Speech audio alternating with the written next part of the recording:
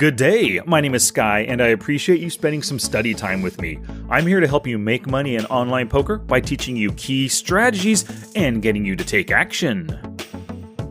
So today's podcast, it's called Counting Out and Making Profitable Calls. And let me tell you, for all of you who have a hard time making good calling decisions post-flop, this is going to be right up your alley. For all of those with the leak of losing money when calling donks, calling check raises, calling C-bets as well.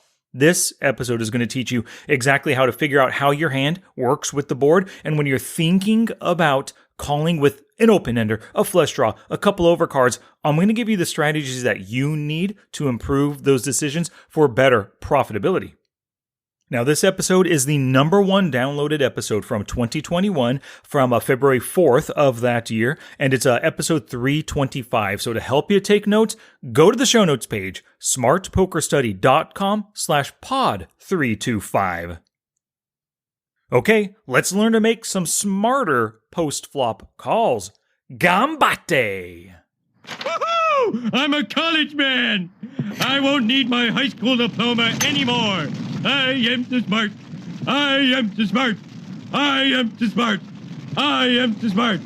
S-M-R-T! I mean S-M-A-R-R-T! All right, so calling on a draw, super common occurrence, right? But there are two important aspects of doing it profitably. Number one is counting your outs and calculating the chance of hitting the draw. And number two, paying the right price for chasing the draw. So let's start with number one, counting outs, calculating the chance of hitting.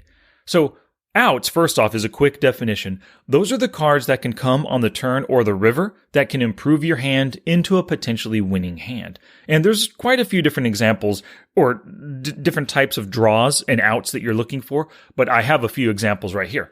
So let's say you hold ace-king on the 9-6 deuce rainbow flop. So how many outs do you have to a top pair hand?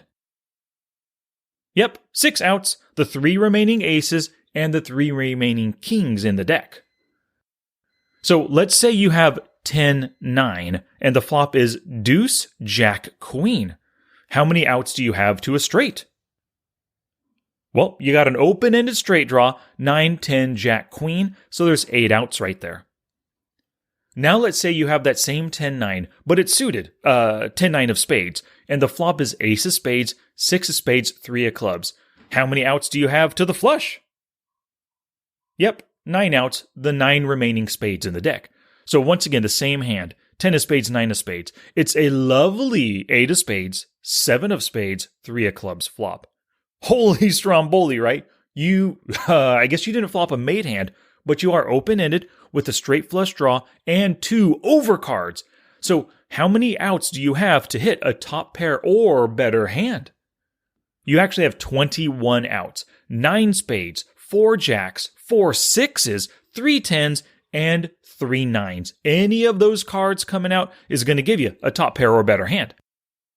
So for some people, counting their outs on the flop, it can be tough because they just haven't developed good board recognition skills yet. Well, if this sounds like you must practice board recognition. And here's how you do it. Grab a deck of cards, like an actual deck of cards, and deal yourself a hand, any 2 cards in your hand. And now deal out a 3-card flop. Look at the flop, look at your hand, compare your hand to the flop, and just look for draws. Whatever draws that you find that your hand holds, count the number of outs. And then once you're done counting and you think you got all the draws, you counted your outs, just put your hand away, deal yourself another 2-card hand. Repeat it over and over again until you run out of cards in the deck. The more practice that you put in doing this, the better you're going to be at spotting your draws and counting outs. You're going to become a board recognition expert. So now that we can count our outs, how do we calculate our chance of hitting one of our outs? We use something called the ×2 rule. Now, this rule simply states that the chances of hitting one of your outs on the next street, it can be estimated by multiplying the number of outs times 2. So, flopping an open-ended straight draw with 8 outs times 2 means it hits on the turn about 16% of the time. If you were on the turn with your open-ended straight draw with 8 outs, it would hit 16% on the river.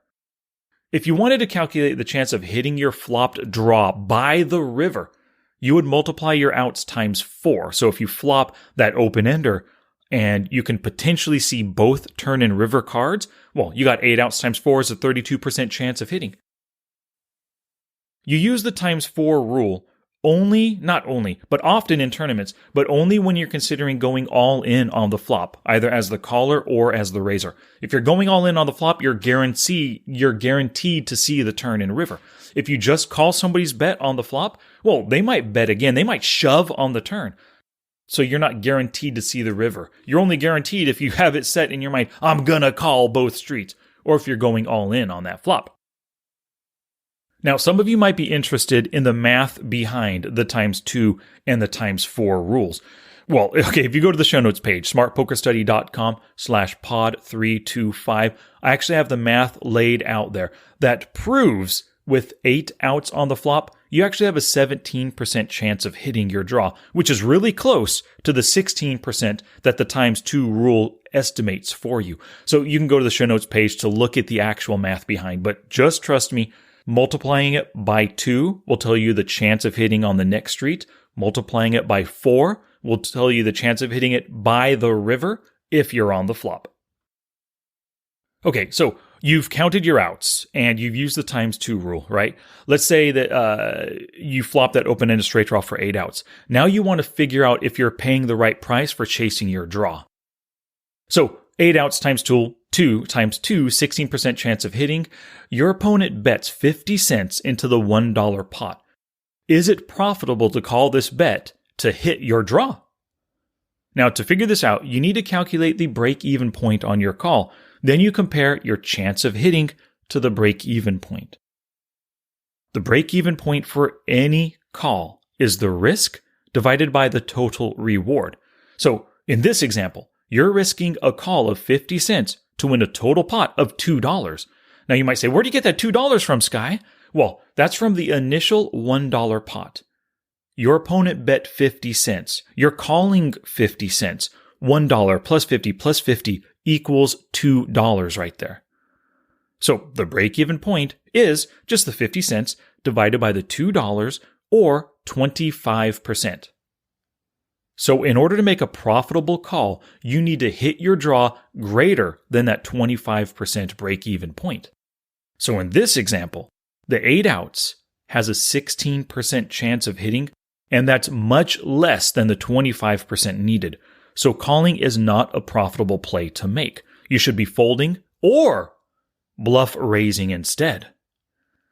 Now, this should get you thinking, if it's unprofitable to call a half-pot bet with an open and a straight draw, how good of a draw do I need to make a profitable call?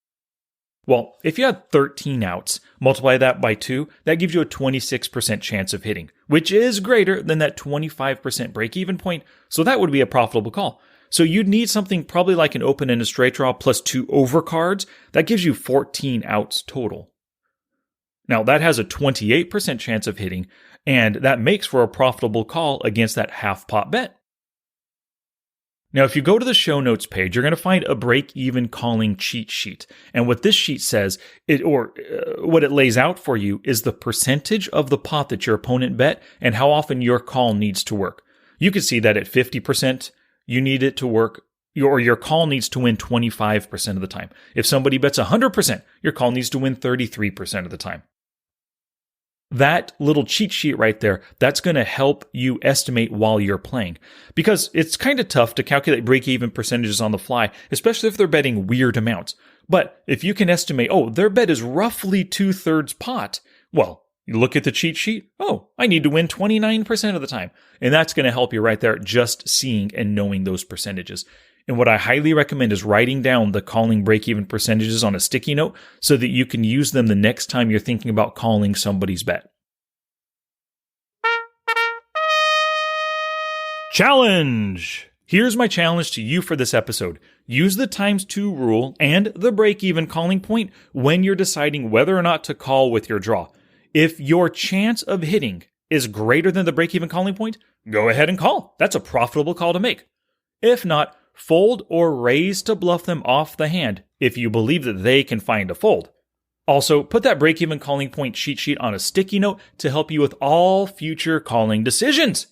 Now it's your turn to take action and do something positive for your poker game. Oh, that's it now. Get out there and be somebody. Go write a book.